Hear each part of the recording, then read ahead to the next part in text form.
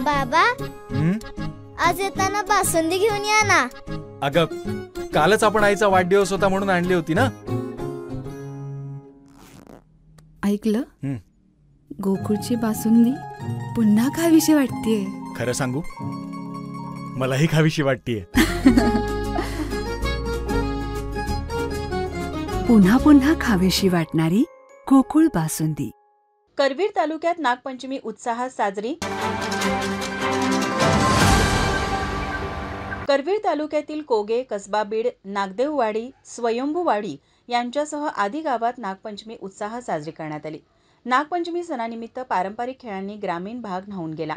महे या गावातील तरुणांनी पारंपरिक मुळुंडी नावाच्या गवतापासून तयार केलेली जमाटी वाजवणे, डोळे बांधून मातीचे मडके फोडणे या खेळांचा मनमुरादपणे आनंद लुटला.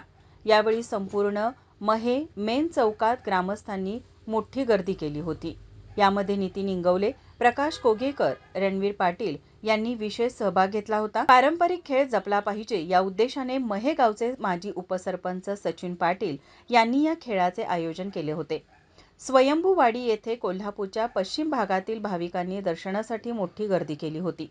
मंदिर प्रशासन व ग्रामपंचायत बोलोली यांच्या वतीने नियोजन केल्यामुळे भाविकांना दर्शन रांगेतून चांगल्या प्रकारे दर्शन घेता आलं.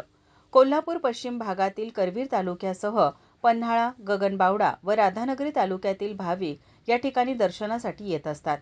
मंदिर परिसरात लावण्यात आलेल्या दुकानाबरोबरच भाविकांच्या गर्दीने मंदिर परिसर गर्दीने फुलून गेला होता.